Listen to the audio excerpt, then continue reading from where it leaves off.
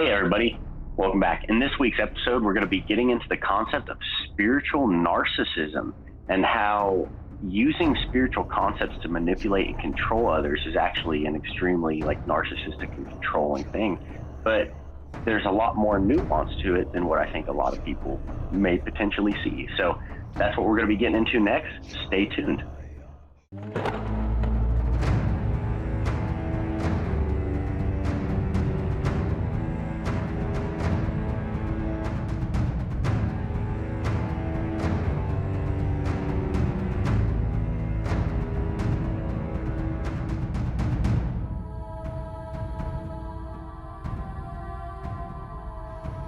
What's going on, everybody? Welcome back to yet another episode of the Wizard Factory podcast, where you subscribe to weekly videos exploring deeper understanding of the universe and ourselves. My name is Logan Hart. And I'm Brian Easterday. And what are we talking about today? Spiritual narcissism. This is going to be a fun one. Obviously, I think it's safe to say everyone out there probably had someone's face or had a person pop in mind immediately. So we're going to get into what is this sort of archetype of a parasite of light, if you will. But before we get into the content, just a couple of quick things. First off, if you're new here, hit the subscribe button. We'd love to have you join us. Weekly videos on all sorts of topics, and hit that like button as well. It really helps us out, and we appreciate that. For all things Wizard Factory, all of our products and services, you can find those at thewizardfactory.com. That link is below. Also, check us out on all the social media platforms, Facebook, Instagram, and we're also excited to be launching our brand new Patreon page very soon. We've got some exciting content planned for that, and so keep an eye out for that when we actually officially launch that. Can't wait, but of course, everything in its due time and not until it's completely ready for you guys and the best that it possibly can be. So also one thing I wanted to add, I recently added a playlist on our channel called Laying the Foundations. So we understand that we're getting up there in episodes now. This is episode 71. So that's a lot of content to go through. I understand that can be really overwhelming. And so I wanted a way to kind of collect the ones that we felt were truly, truly essential, especially to understanding our entire mindset and viewpoint that we really approach every concept and idea from. So I recommend checking out that playlist. If you want a way to kind of learn more about our channel and what we are teaching and representing the ideas here on this channel in a very easy and organized way, in that Laying the Foundations playlist. So definitely check that out. So without further ado, I will let my man Brian here unpack this content. Yeah, so this is one that, I thought a lot about this concept and observed it, and we've hinted at it and spoken about it in a lot of the different subjects that we've hit on here at the Wizard Factory. And what we always like to start with the foundation, what we're really getting into. So what do we mean by spiritual narcissism? Well, it's misusing spirituality as a tool for manipulation and control of other people. So you're taking some kind of philosophical concept, some kind of, or even actual spiritual law, and then using it or misusing it more accurately as a way of trying to violate or control someone, or, keep them making decisions that you would like them to have. We can see the largest example of this. We talk about this. This is essentially what the ruling class, the dark occultists, this is what they do. They take different spiritual concepts and philosophies and mindsets, and they put those out there. And, some of them have more truth than others in them. But if they're all tainted, then that then influences the way people are making decisions, and then they can become controlled. But we can also see this on the level of the individual. It goes on a lot in all sorts of different areas of life. And I think in a lot of different examples and ways that people normally wouldn't think about it in that way. There's blatant manipulation, but then there's also subtle manipulation. And, we're going to unpack the nuance like we like to do on the show of both of those. Yeah, that's a great way to set that up. And what I was thinking of as you were speaking about that is how, really this content could be for the person who is the spiritual narcissist and perhaps realizes it or doesn't realize it, because oftentimes we do destructive or manipulative behaviors, not because we want to be a bad person, but because we're acting out of some kind of unconscious trauma and a fear-based mindset. So whether you're that person and this is an opportunity for you to look in the mirror and maybe like realize some of the patterns that you're doing without necessarily realizing that or being aware of it, or for the rest of you out there, it's just going to serve as a good defense mechanism of know your enemy, understand the mindset of the predator better so that you can be less of a prey, if that makes sense. Yeah.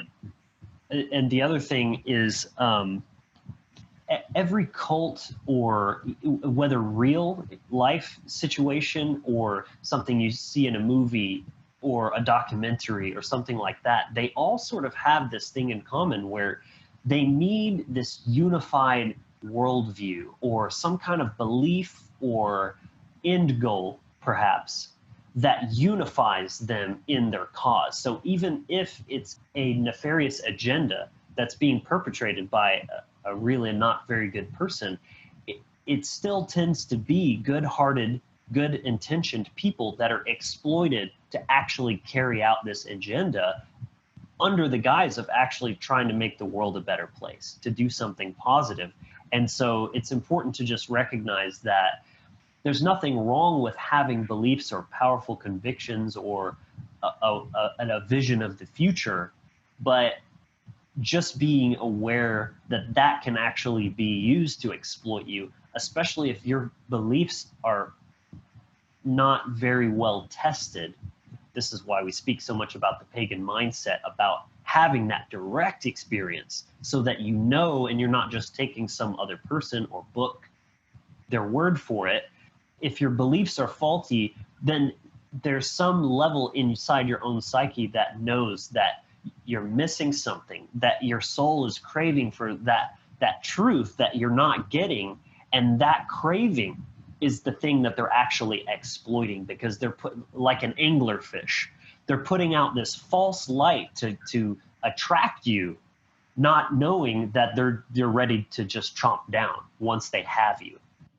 Yeah, I love the anglerfish. That's a great way to tie that in.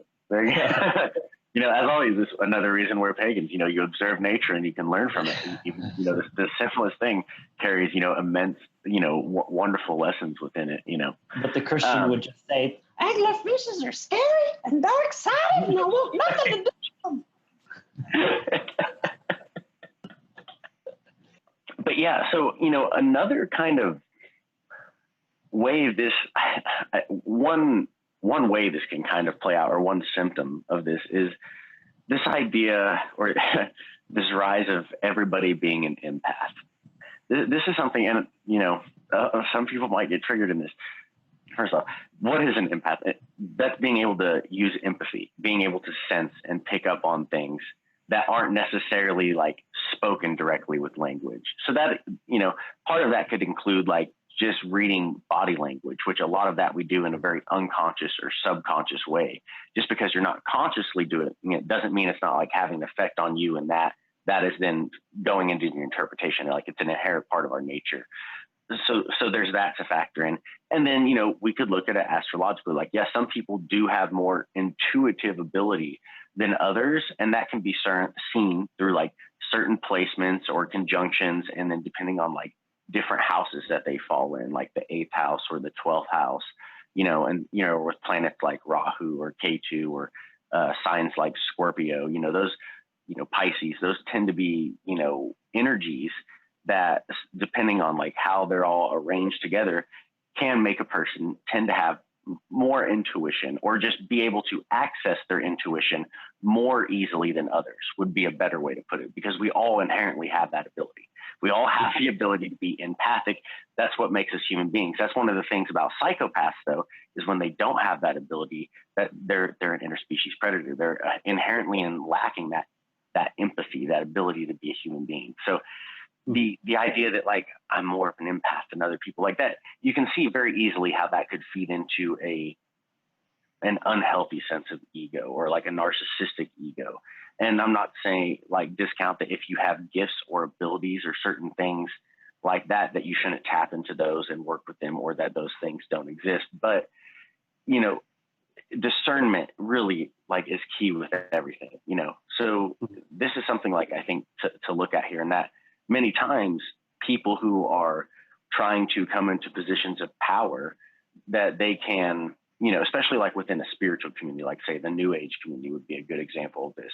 You see a lot of these claims of being an empath, and then they use that to then connect with another person who they're craving some other human connection, right? Like that's what they're craving. And then you're telling them, oh, I have the ability to connect with you on a deeper level. Well, it's very easy to like that person then can become prey. If the person who's claiming to be the empath, if they don't have good intentions, if they don't understand cosmic law or boundaries, or they're looking to exploit those people. So, Yes. you know, you have to be careful with those kind of things. Yes. The predatory mindset. Again, they're going to be sniffing for blood like a shark in the water. They're looking for your pain points, your weakness, something to exploit. And a need or a craving or even a desire within you can be all they need to get in. And so what struck me while you were speaking there about the law of oneness, when you were talking about empathy, because to me, what empathy really is the ability to actually experience the truth of oneness, that all beings are one. So when I empathize, I'm feeling pain for you. I'm not suffering. I'm not actually experiencing the pain, but just by seeing another person in pain, your brain is recognizing that namaste of, oh wait, you are me, so I feel it too. Even if you're not aware that that's what happens or that's what's occurring, you're feeling that. And that's the thing, is like, we don't always understand things intellectually, but we can still feel them. We can still experience them. And that's why feelings are so, so important, because in many ways, they're far more intelligent than we are. Mm-hmm. Oh, so, I love that. Oh, sorry. I thought you were done. My bad. Yeah. So like that law of oneness thing, and the empathy, and how you identify an interspecies predator by their inability to feel that. Because think about what happens when you undergo trauma. Your sense of self is disrupted, and then your ego steps in to try to overcompensate for that invasion or that violation of sovereignty. And that can take form by way of the ego is isolating itself. That's why like people who have been through hard lives often have this kind of sentiment that they carry around about, like, I don't need nobody, I don't give a fuck. It's this whole like, I've got my walls up. And what's funny is they do that to try to look hard and brave, but actually they're just exposing how afraid they are, afraid of true meaningful connection. Mm-hmm. Yeah, I love all that, man. That was I like the tying in with the law of oneness, because what you're experiencing with that is the feminine aspect of like the universe, you know, where it's like us being individuals, being sovereign and having free will. That's the very masculine, you know, but that feminine, well, the feminine's collective. It's also like care, creative energy, and feelings. And one of the big points, and you hit on it, that people who are trying to manipulate others will use, especially if they're coming at it through spiritual laws or from in the guise of a spiritual person, it's done through feelings. They'll know how to stimulate your feelings, because that's your creative force that gets you going, that starts that connection point. And then, you know, the feminine precedes the masculine. You get feeling and then you start acting. Like, exactly. You know, so that's, you know, this is something that you really have to watch when people are, you know, very openly claiming that, like, this is what we're embodying, is like, oh, my ability to connect with you on that very feminine level. Like it's a connection. You see, it's feminine energy. Like that. So that's, and it's not that you shouldn't connect or anything. Again, we never take a black and white stance on anything. You have to look at the nuance of each situation. Like, you can't ever just look at one thing or one piece of the puzzle and then think you have the whole picture. You got to look at the whole picture and all the pieces. Like, you have to look at the complicated simplicity in things, like, Exactly. And the next kind of thing, and I think this is a way that this can come through, and it can be consciously misused, but I also think many times it's unconsciously misused. And so they don't necessarily realize that's what they're doing, and it may be well intentioned, but it's still wrong. And this is sharing your gifts with others. So some people may have abilities or can, like, hold certain knowledge, whatever it may be, that is a gift, that it could be an actual gift that it genuinely helps people, like, and a lot of people could benefit from it. That what a lot of people will, in an unsolicited way, think they then have to share that gift. They'll kind of have that, they'll take on that savior projection, because of our, like, the monotheistic programming in our society. They'll think that, oh, I'm a gift. So I have this gift. I have to go share it with everybody. I have to go save everybody. Mm-hmm. And what becomes really important is that you have to recognize whether or not were people seeking that out? Like, did they want your help? Did they give you their consent to do that? And this, excuse me, this could apply in a lot of different ways. There's a lot of examples. So, for example, say someone that, like, does energy work, right, with Qigong or Reiki or something like that, and then they've achieved a certain level of mastery of being able to shift energy in a body. Someone could really need that, but if they don't consent to it, if they didn't ask for it, and you just go do that to them, it's totally a violation of their boundaries, and it's not okay. So it doesn't matter if you think it came from the heart space or you were doing it from the heart. Light language is something I've seen, like, in the New Age movement, and not only there, but in other places as well. And we'll hit on that more later with an example of a person who really knows how to actually use that gift in a correct way. But that could be one that, this may be something that works really well for you. But if you're just doing it to someone because you think they have some kind of attachment, or they have whatever issue that you feel like you see, and that you're just going to solve it, if you just go doing that to people, like, you're violating their boundaries. Like, right. Free will is inherent in the universe. Like, we're all allowed to, like, go on our path and trying, thinking that you are, like, the gift or the savior for somebody when they didn't even ask for your help. That's narcissistic. And then right. that's misusing those gifts. Like, and I want to add too that, if you're somebody who's doing this, again, you need to observe yourself. You need to pay attention to how you're relating to people. And if you're somebody who does this, regardless of what your intentions are for doing it, you need to sit there and ask yourself, are you really doing it for them or for yourself? Are you going around saving people and healing people to really actually help them?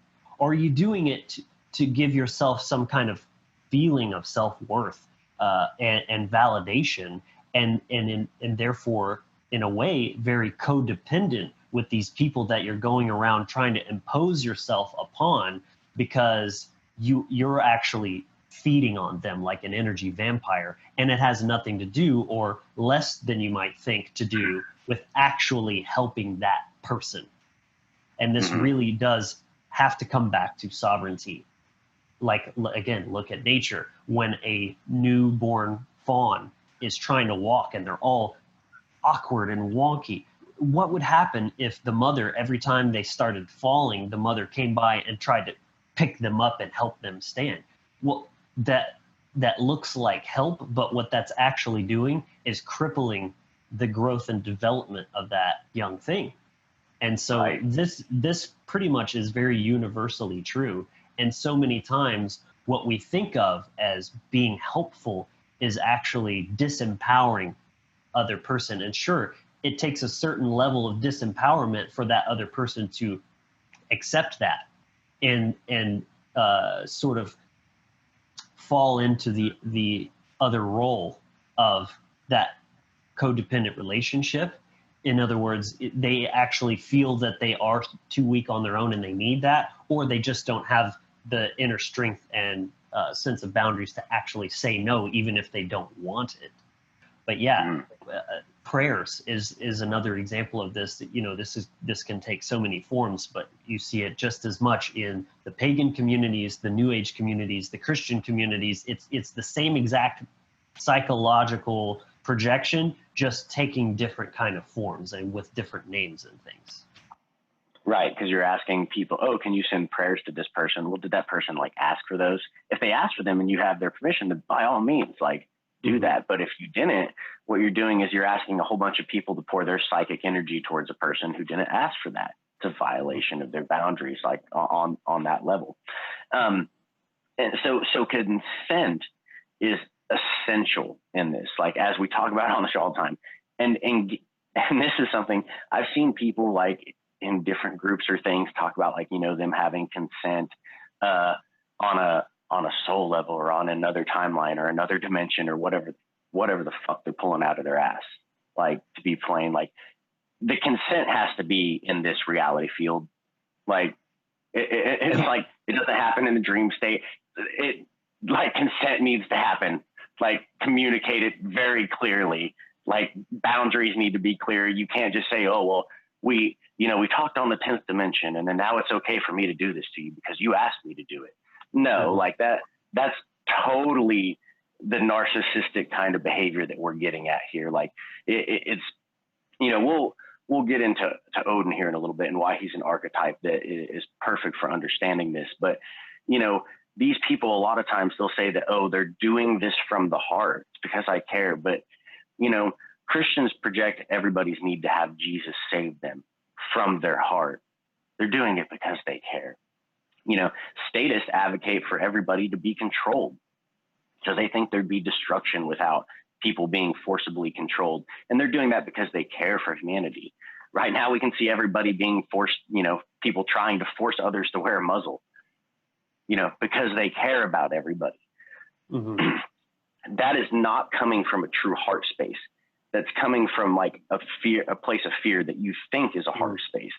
That's not what it is. A true heart space, a balanced heart space, will always first and foremost recognize that other person's sovereignty and their right to be an individual and be on their own path and to seek the help that they want. And they will respect that and they won't fucking violate it with unwanted gifts or advice or whatever it is. Like consent. And again, consent in this reality field is essential. Like, right. It's so true. And I get that the mentality is coming, it's beginning in the heart. That's what you were saying. The feminine comes first, the emotions come first and move you to take an action. But then beyond that, the head takes over in the way that plays out, because what we're talking about, if you could sum it up, you're attempting to control someone. Even though you think you're just saying a prayer and wishing them well or something like that, what you're doing is attempting to change the fate or the way that the trajectory that things are on, without respecting that things were that way for a reason. And sometimes things are already on the trajectory that they need in order for people to learn a difficult lesson.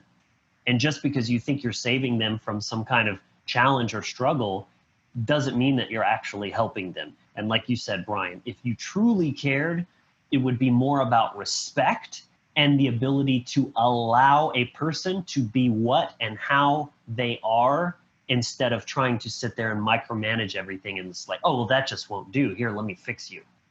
That's right. Very disrespectful. Yeah, and it's very narcissistic to think that you're so knowledgeable. You put yourself up on such a pedestal that you can see all these person's faults and that you're the one that's there to fix them. It's the Jesus complex.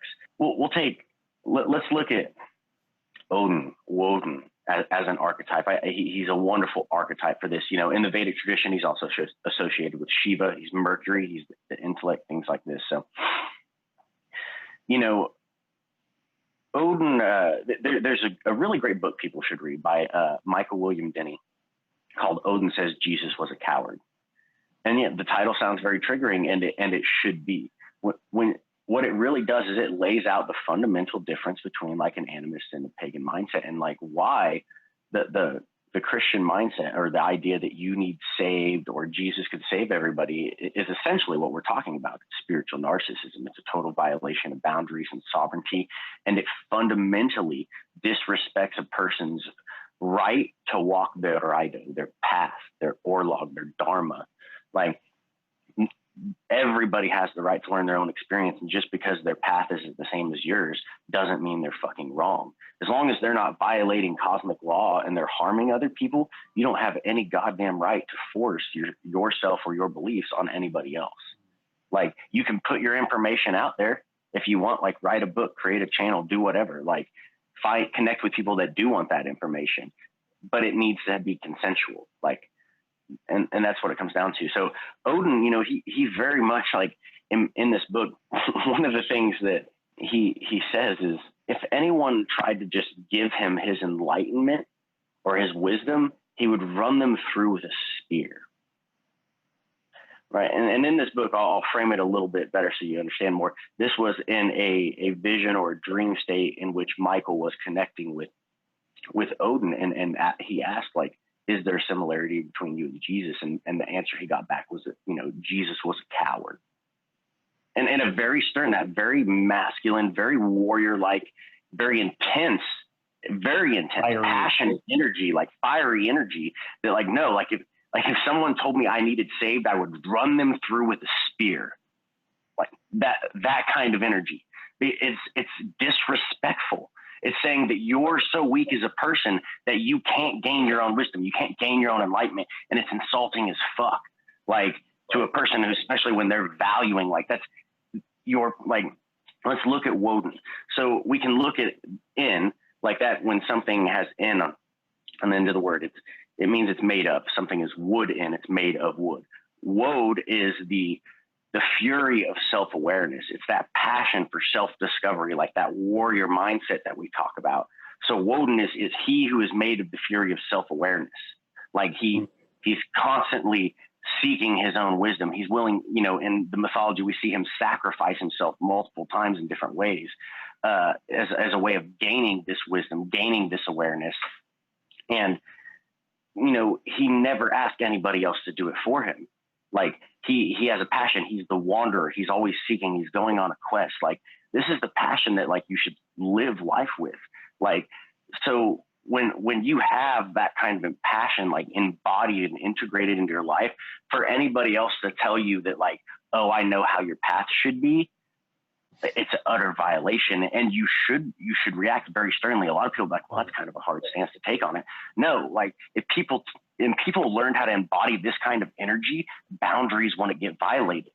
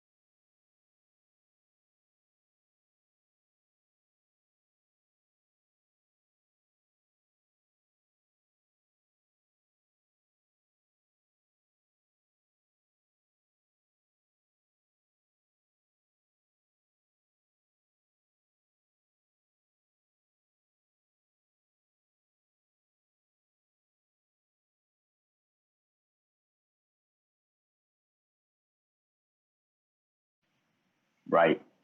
Exactly. And when you're doing that, you're invoking your boundary, your magic circle. That Hmm. what is that? It's your magnetic field. It radiates out your spinal cord. If you don't know, the wand that we all carry around is our spinal cord. And when you're putting your influence out there, you're projecting your nervous system out into this reality field in order to have an effect on it. And when you can say no firmly and stand on that, and like I'm not going to let you do this, the vast majority of the time, people will back down, because the people that are seeking a need to control and manipulate others, they're always afraid. Like they're always cowards. Right. And as soon as something stands up to them, they run away. Like look at a predator in nature. If the prey fights back, a lot of times that predator ends up getting fucked up themselves, or they give up. Like you have to say no. Right. And I also would add that, like you were saying, some people might think, well, isn't that kind of harsh? And we're not presenting a black and white, rigid sort of approach to everything. Should you be that fiery and zero tolerance about something like, leaving the door open or, whatever? We're not talking about that. When we're talking about personal sovereignty, absolutely, you should be that immovable, that fucking grounded. And that is a result of a lot of years of working on yourself, healing yourself, transforming yourself, and building up yourself. And I mean yourself. Right. And what you're doing is you're having the truly embodied masculine, because it's coming from a foundation of care. It's embodied with the feminine. Like, so when you have those both like in a healthy way integrated, like that once that masculine has that foundation of true care, like it is immovable. Like, and that's where the strength lies. But you have to have both. If the masculine doesn't have the feminine, it doesn't work. Like you have to have that, because otherwise it falls into this spiritual kind of narcissism where it feels the need to control everything because it's afraid. And a person I want to point to that as an example of a person who knows how to like use their spiritual gifts in a very healthy way, and like is an excellent example of like boundaries. And if you really want to learn a lot about boundaries, you should check her work out. Our recent guest, Thundra, and our good friend. And we did the recent episode on boundaries with her. But, one of her gifts that she's been tapping into recently, is what she calls like dragon tongue, and it's a gift of healing that she does through communication. But one thing I wanted to point out, and I really admire about her is not only does she like do this gift like only when it's solicited, but like even on her own channel, if she's going to do something like that, I was tuning in watching one time, and I noticed at the very beginning she very clearly stated what she was going to be doing and the intentions behind it, and was absolutely clear and upfront about what was going to happen, and then gave people the opportunity to choose. Like that's a true spiritual teacher that knows how to honor people's boundaries like that before they just unsolicitedly go out and share their gifts. Like those are the kind of people like who, if you do need help, you want to like look for them. But if someone's just doing it in an unsolicited way, run the fucking other direction. Exactly. That's such a great way to have that discernment. That's somebody who just gets it. And anyone who is not honoring that clarity and intentional communication and transparency, that's a major red flag right there. And if you cluster that with a few other red flags, this is not a person that you should be working with, much less trying to learn from. Right. Yeah. So, definitely shout out her, like I have a lot of respect for her as a fellow seeker on the path and as a teacher, so definitely, and go check out that episode with her and her website and things. She has a lot of wonderful talents and things that if you are interested in these kind of things, she does have a lot of knowledge to offer.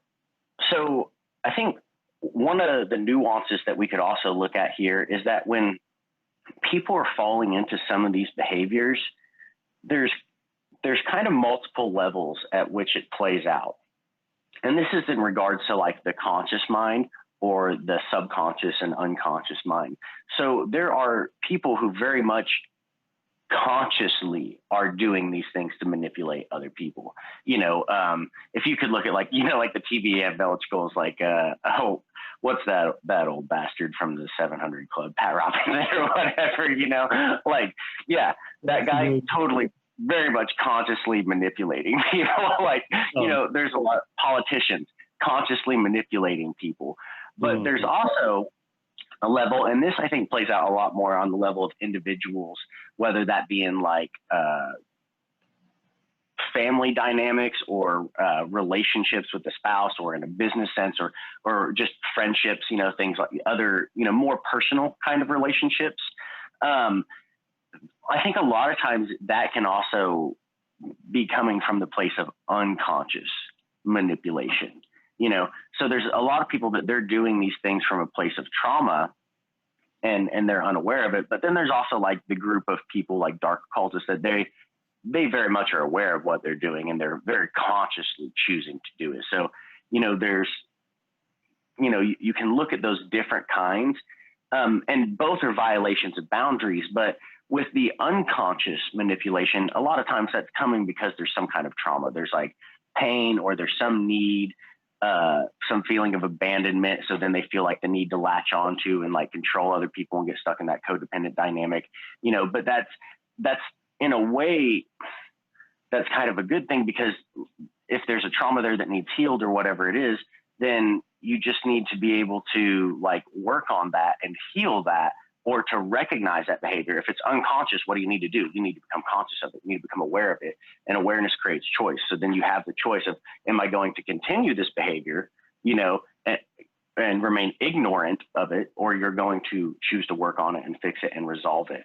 And if you're a person that's falling into that, that's not done in an instant decision, or like in a week or a month. It takes time and years of dedication, like to really get on the path and to do your work and to do your shadow work and integrate like all the parts of yourself and heal those. Like it's a constant process. And that's why if you're always working on yourself, like you can see that if there's healing you need to do, then you're never so high or on a pedestal that you should just be forcing yourself and everything onto other people. Because like, if you still have work to do, you don't really have, you know what I mean?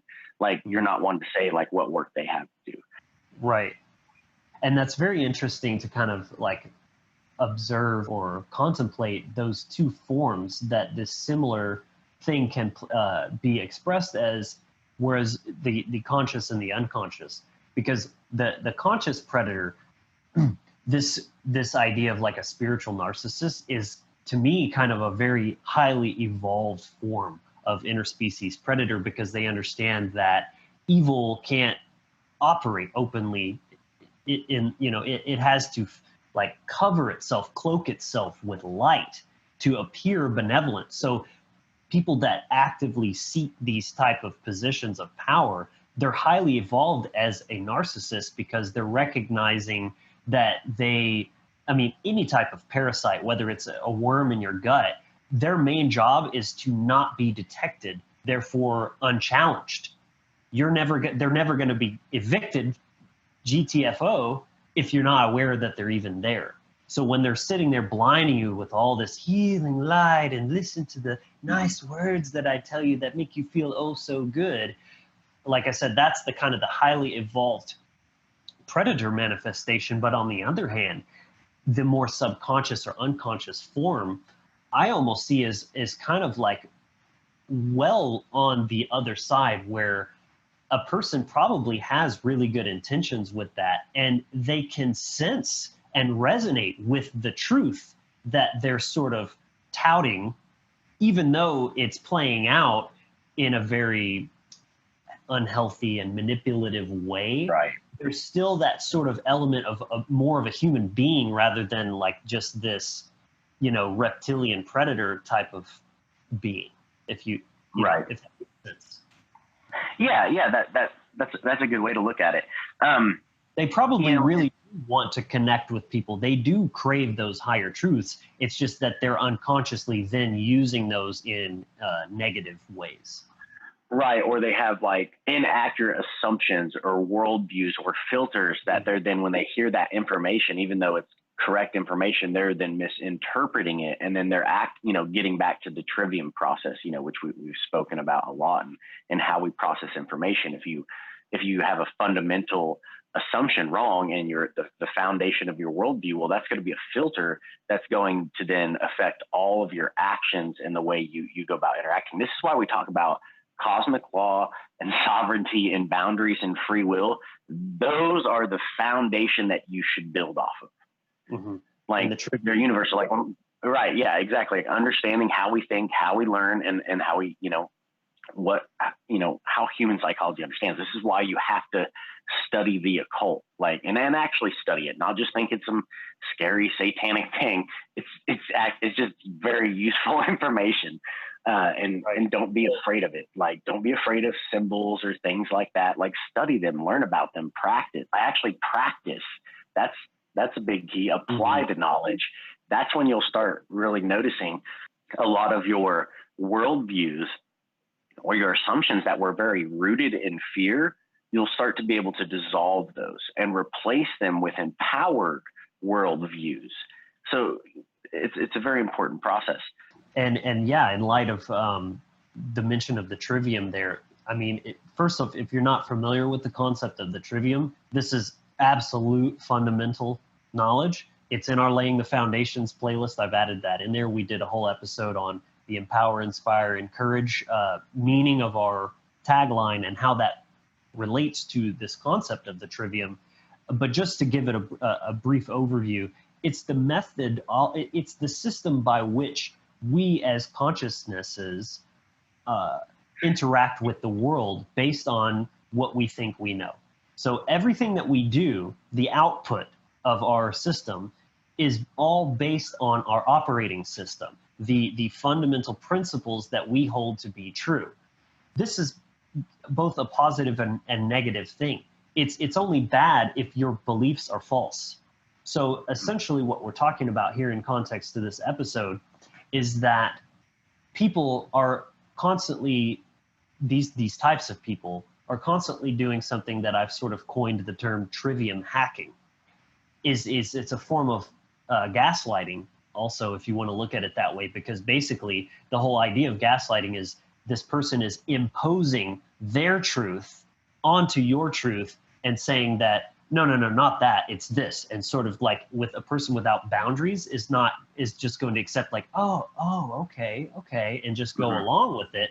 But then they've then implanted a truth or a belief that is then going to play out in that person's behavior and what they're creating, whether it is their own freedom or their own servitude to that person, based on, again, if someone is trying specifically to exploit someone, get them to, I mean, this is what mind control is. They're hacking your trivium process and installing false beliefs that make you act in a way that you want them to. That's not necessarily in their best interests. Right. Yeah, very well said. And, that leads really well into this next point, that one of the ways that's done, and like these kind of people will gain an entry point essentially, and many times through the free will of the person that they're trying to control, is they'll make kind of, they'll claim to have some kind of gift or ability to see or sense things or something like that. And then they'll claim that person has an attachment or a blockage or a thread or, something attached to them or some kind of problem, and this goes, they're like a spiritual salesman, right? Is what they're doing. Like they present the problem. Oh, here's a problem you didn't know you have, but I have the solution. Like, that's what's going on a fundamental level. So it's the Hegelian dialectic. Right. Yeah. And so they will use that as an entry point. Oh, you have this attachment and you need to allow me to do this kind of healing on you.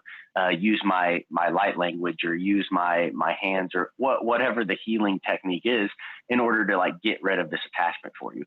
Well, did that person ever say they had that? Or, you know what I mean? Like, are you just making accusations or saying that, oh, I saw this. And then, now I'm telling you that you had that, even though you know what I mean? You feel perfectly fine. Like someone that does that is so like, especially if they actually, like if they're lying and doing it, like that's bad enough. But like, if they actually believe their own shit, like that person is very out of touch with reality. if it's someone like that. And there are people out there that actually like believe their own bullshit to that extent, that like, they think that they just are God's gift to the world or whatever, just like Jesus. And then they're just going to go around and save everybody with their miracle. Absolutely narcissistic. And what's ironic about that is that, again, there's always this sort of mirror image of the positive and negative expressions of things that are, it's like the same thing. It's just that it's where it's coming out of. It's the consciousness that it's being spawned out of that determines whether it's good or evil or however you want to label it. But, like, so for example, you were talking about the salesman that is presenting this problem you didn't know you had, which creates cognitive dissonance in your brain, where suddenly you're like, oh shit, well now there's a vacuum, there's a need. Remember, I just was talking about that. If you tell them the problem, you've presented them with a need, and now there you are to fill it.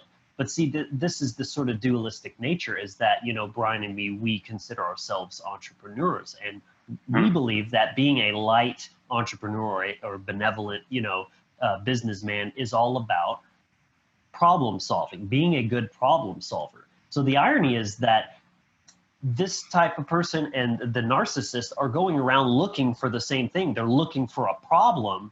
The only difference is the good guy is trying to solve the problem. The other one is just trying to exploit the problem to get something out of it. And then they'll leave you with the problem still and in a worse state than they found you. But as long as they got what they wanted, they're good with it. So that's really the major difference. A person who's empowered is going to be going around looking for problems. The difference is, are you going to actually solve it and make the world a better place and get the natural due return via the law of Gabo? You're still getting something out of it. It's just that that's not what you're about. You see the difference there? Yeah, and it's interesting that you mentioned Gabo, because I always pull a rune for the show that I like to, keep kind of embodied energy. And Gabo is the rune that I drew today. So, Gabo is also another, Thurizaj is one rune about boundaries, but Gabo also very much, you have to fundamentally understand boundaries to understand Gabo, the equal exchange between things. So if you're just thinking that, I should just go around and save everybody, but they didn't ask for that first, there's no Gabo. It's one-sided. It's, And this just hit me real quick. Let me add this in, because I just so a person who's honoring boundaries and the law of Gabo within themselves, they are going to put an X up in front, just like the rune. They're saying, no, you shall not pass. I mean, dude, come to think of it, that scene with Gandalf, such a beautiful display of boundaries, like that fiery, and there's fire everywhere, and he ain't fucking moving. He's just like, you shall not pass. He's just like, you shall not pass. No, that's, Gandalf's always a wonderful archetype to learn from. He's definitely one of my favorite magical motherfucker. Yeah. Very, obviously a good archetype for us to talk about on the Wizard Factory. Right. He's a good archetype to learn from. Yeah. Yeah, absolutely. A lot of correlations with Odin. But yeah, we can also see that, we see this play out in a lot of different places in society, whether it's like the New Age movement, Christianity, like other cults, statism. There's these types of like manipulation. So for example, like with statism, like they'll play on human beings like compassion and empathy. Like most statists aren't advocating for control necessarily because they want to control other people. They're just afraid of what people might do. And because they don't want those negative consequences or experiences, so to speak, they let that fear take control. And then that's the entry point. I need somebody to protect me because I'm afraid of what other people might do. Well, there comes the government strolling up, more than happy to fill that need. Like this is how it works. Like another really prominent example of this that I don't think a lot of people would recognize would be original sin. This is a massive example of not only spiritual gaslighting, but spiritual narcissism and manipulation. You can see like, well, you wouldn't need Jesus if you hadn't been damned by Jehovah already.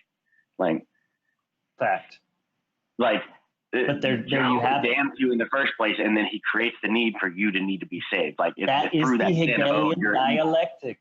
That is the Hegelian dialectic. Let me create a problem over here in secret and then show you so you get all scared and be like, well, what are we going to do? Funny you should ask. Yeah, so it's a fundamental manipulation. So when you have a belief system that's built off of something like that, that's not healthy. Like there's always going to be that unhealthy codependency because it makes you put your power outside of yourself. We've spoken about this a lot, and this is why we go after the Abrahamic mindsets or statism or any other mindset that is telling you to put your power outside of yourself. Like that, when something is doing that, you should reject it. Take a very radical, very strong stance on your boundaries. Then, look at what's going on now. Like people are telling you, oh, trust the science. Don't listen to your own body. Don't trust your own immune system. Don't trust the very air you breathe. You know what I mean? Like that, it's a total, like you can't even live as a normal human being. Like that's not, don't go along with it. Like take a radical stance on those kind of things, like, and say no. And it's that simple. Like when and I've tested this multiple times, like say no. And like people, they back down. Like they almost always back down. And it's just because most of those people don't want to go along with those kind of things either. They're just afraid. So that fear is a manipulation point, and then they advocate for the control of other people. Like it's the same trick played out a 1,000 different ways. Like, but it fundamentally goes down to boundaries and sovereignty and free will. And when you understand those things, you understand cosmic law at a foundational level, and you can't just recite it or share a meme about it, but you've integrated it into every area of your life, then those manipulations become so easy to see. They become blatantly obvious. And then it becomes very easy for you to make the choice to say, no, I'm not going to allow this. Right.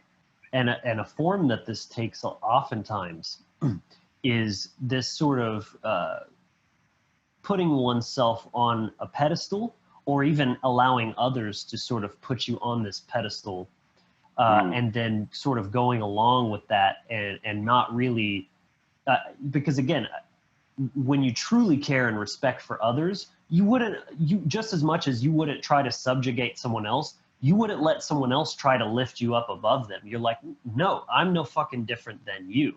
Same thing with the Jesus thing versus Odin. Odin was just a man. He fucking earned it. He put himself on that tree for himself. Major fucking difference there.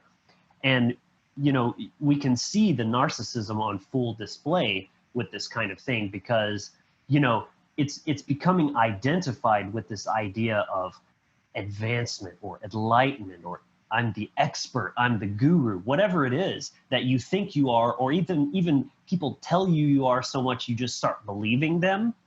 But it would be like if like, like Gordon Ramsay or something. So just because he's the master cook, he goes around treating everybody else like shit because they're just the newbies and they don't know anything. And they're sitting there, trying to do the best they can. And he just comes by and shits on them. That's a perfect example of how you can let that ego go totally unbridled. And it turns into this where you feel it's an entitlement mentality is what it really is. It's because I think because I'm this, I have extra privileges. I can get away with disrespecting people because I know better. And they ought to respect my expertise because I've proven how great I am. You see how that's such a slippery slope that you can get caught up in. Mm-hmm. That's why self-observation is so important, and you're never beyond it. Because just when you think you are, that's exactly when it slips in. Mm-hmm. Right. And that's a good point. And it leads into like that. This is the exact same type of like mindset, like the elite or dark occultists like embody. They very much just look at someone like Bill Gates or something. Like he just has this very kind of smugness about him that like, oh, I know better because I'm Bill Gates and everybody should have to listen to me, and like I should have control over other people's bodies, and I'm going to do it through the manipulation of, oh, well, we need to save everybody. Like you see how these kind of things work out, and it can work out in a very extreme case, like a person like that, or it can work out in a place of like in an individual in a relationship. If you're stuck with a person who's like that, and they're using these kind of things and same tactics, it can show up in many, many different forms. That is incredibly profound there, because whether you intentionally were connecting the two or not, but it just happened in my head. I'm seeing just how this very thing that we're talking about is exactly the mentality that will inevitably lead to things like eugenics and the depopulation type of agenda, because it's the same thing, but they've allowed themselves to go so far down that road of thinking of themselves as the elites, the special, the powerful, top echelon of humanity, and therefore they get to decide whether it's the whole kind of aristocrat legislator type of role, or even something like you're saying, like with just something as simple as vaccines. He's touting it as the savior of the world. He's helping these other countries, and therefore he has the right to do what he's doing, and thinking that as long as the outcome is what they personally, subjectively say is better, then to them the ends justify the means. But this is precisely nail on the head what is the moral relativist mindset that leads to zero respect for other people and the absolute destruction of freedom as we know it. So yeah, you can see, this manipulation, it's always done under the guise of something nice. It's that whole idea of like the wolf in sheep's clothing, right? It's this illusion of benevolence. And you can see here too the importance of this is why it's really important to actually align yourself with like the truth of cosmic law and these foundational like universal principles that can be tested, you can observe, and you can learn from them, and making that foundation you build off of. Because if you're sharing information with other people, or especially if you are deliberately misleading someone away from truth, what you're doing is you're affecting them at a foundational level in their ability to make decisions, and then therefore that affects their actions. So if you're, like when you're deliberately withholding like truth from them, or you're using some type of spiritual knowledge or that appearance of that to play off of someone's trauma, like you're attacking them at a fundamental level. Like it's a fundamental violation of their boundaries and of their sovereignty and their right to exist as a being experiencing itself. Like it's very like terrible, dude, but that's what we see, and I mean, and this shows you how evil, like this point right here will show you how evil like the mainstream media is. Like, what do they do? Their whole existence is based off of the manipulation of information, so they can then manipulate the consciousness of people and control them. Like this is going on everywhere. And right now in the world is an excellent time to observe this kind of thing. They've turned every single, your average person, they've made fear a virtue, and then turned them into these type of people that go around where they all have a savior complex. They're all embodying this spiritual narcissism. We can observe it everywhere. Right. Actually, that was hitting me just how truthers do this as well. So because they think that they've taken that red pill and they're now woke, so many truthers that I've encountered personally have such a lack of regard for boundaries. So for example, instead of just commenting something on your post even, or at the very least just, say posting from their own page, they're putting that out there just like we are right here. We're putting it out on our own platforms. To me, that's perfectly fine. You can say, I don't care what you think is true and what means a lot. You have the right to put that out there, versus what a lot of truthers do is spam your inbox. Like they'll send out these mass texts on Messenger and things like that. It's not the end of the world, but to me, it's just a good kind of like indicator of that mindset of, well, fuck your boundaries. We got to wake people up. It's the end of the world. That means I get to behave a different way and disrespect you because reasons. You know what I'm saying? Right. I've done the research. I know better. I'm the expert. Therefore, bleh.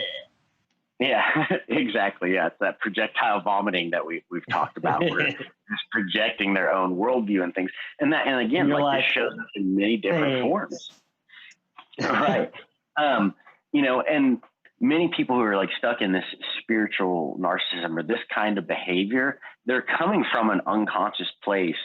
But the ones who are really good at manipulation are doing it from a conscious place, and that's the ruling class. Like they're fully aware of like what they're doing, and using that, So again, it's interesting to observe these different levels of like where that behavior is spawning from.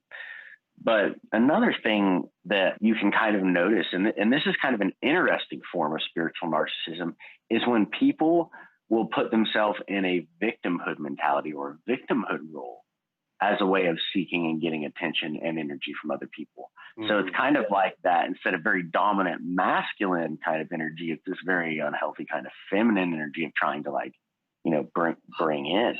Okay. Dude, right. I have to add this right quick because of what you're saying.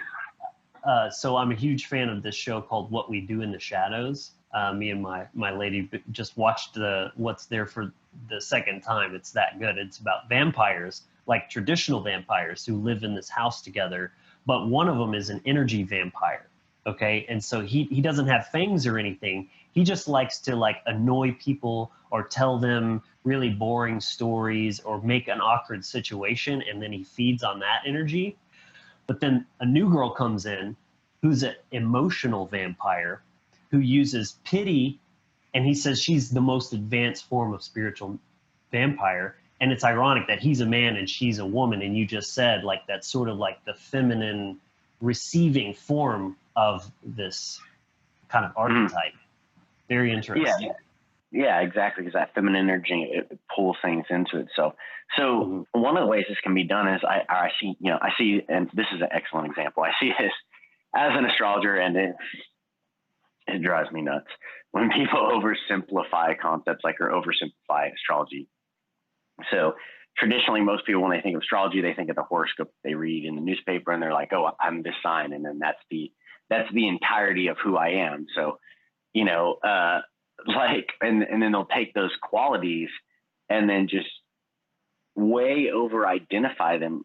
I over identify with it to the point that it comes into it's imbalanced, right? Like imagine looking at like one of your toes, right? And then taking all the qualities of that and then saying that's your whole body. That's what you're doing if you only look at like one piece of a birth chart. Like you have to look at everything in its entirety. It's like looking at a single piece of the puzzle and saying, I get the whole picture. No, you don't. Right. You have to look at the whole picture. But when you when people they'll see something, they'll see the spiritual concept, right? They'll oversimplify it, and it could be them doing it because they want to get attention, or they're just unconsciously do it because they don't know better. They haven't had the proper information presented to them. They're nescient, but either way, that wounded personality will latch onto that then, and then over identify with it and be like, okay, so, for example, like I've heard people, interestingly enough, the other day I was having a conversation with a person who was like, oh, I'm a Pisces. So like, I'm an empath, and, I just get really overwhelmed and things, which I thought was really ironic, because this person was telling me this, and, I happen to be a Pisces, and an astrologer. So like, I'm very aware of like the different traits and qualities of the different signs. And just because you have a Pisces sun doesn't necessarily mean that you're automatically an empath. You know what I mean? Like there's this whole taking these concepts, like oversimplifying them, misunderstanding them, and using them to justify your narrative or your story that allows you to step into either the victimhood role to get attention or the dominator role to forcibly take that attention. Mm-hmm. So, this is a funny concept that Logan and I came up with a few years ago, and that we did a live talk on before we were even the Wizard Factory, but and we've mentioned it a little bit on the show, but never really got into it at all. This is like the concept of spiritual blue balls, as we call it. So a lot of times what we can see with this manipulation, especially if it's coming from the place of the unconscious manipulation, right? This person has a trauma or a need that they're trying to fulfill, and they're going about it in an unconscious way and then trying to manipulate others. It's coming from this like sense many times, and the truthers would be a good example of this, where you feel like you have this knowledge, you feel like you have this gift or something and it may be something that's really valuable, but because you haven't figured out how to share that in a healthy way, you get like all this energy pent up, right? You know, so it's like you have all this knowledge, all like the spiritualism, it's just like pent up and like it's needing to get expressed somewhere, right? So, you know, and that's the state that we like to refer to as spiritual blue balls. But instead, like, why not try having a wodegasm instead? Like, and what do we mean by a wodegasm? Well, we spoke about Woden earlier. It's that state of that fury of self-awareness, that state of like ecstasy, of pure passion, of like going after your own awareness, and then, you know, being able to like share that, to express it. So when you can step into that place of in a healthy way, knowing how to express that knowledge, you get that feeling of like ecstasy, like you're fulfilling that need of, I have this that I know I can help other people with. I know this knowledge is valuable because it's helped me. You know, then there's this need to want to share with other people because we're social creatures. There's nothing wrong with that need. But when you figure out how to do it in a healthy way, you know, then it becomes a very enjoyable experience. So like we jokingly like to kind of refer to those different states of being as, you know, spiritual blue balls or wodegasm. Right. Because essentially that frustration that you feel when you have blue balls, that's the state of feeling unease or lacking something, needing that release, and walking around in that frustrated state and then projecting that onto everyone else. That's essentially what we're getting at in the context of this, is that this is only going to occur in a person that isn't growing themselves. If they were doing the work internally, learning the lessons, growing and expanding and integrating all of that, they wouldn't have time to worry about what everyone else is doing and trying to fix them and make them do this or that. They're too busy just developing their own selves, and of course then just leading by example. If you're doing that, you'll still exude it and show that to others, but as you said, in a much more healthy way. And then you're not just unsolicited, you know, emptying your blue balls in people's faces without permission. You know what I'm saying? Exactly. So, you know, ditch the spiritual blue balls and blow your woad instead. Right. Exactly. So that, you know, that kind of gives, you know, we've really got a good understanding that we've put out of this now. So, but if there was a way to really kind of summarize like what we mean by like in this episode in its entirety, and it's that like spirituality is about the passion for your own self-discovery and respecting others' right to theirs. Like, share that knowledge and wisdom, like only when consent has been given. Mm-hmm. Like, you know, that consent is the foundation that everything has to be built off of. Like, so if you have a gift or something that you want to bring to the world, just build a platform, write a book, like offer that service, but you can't go around and force it on people. Right. And it really does come down to that.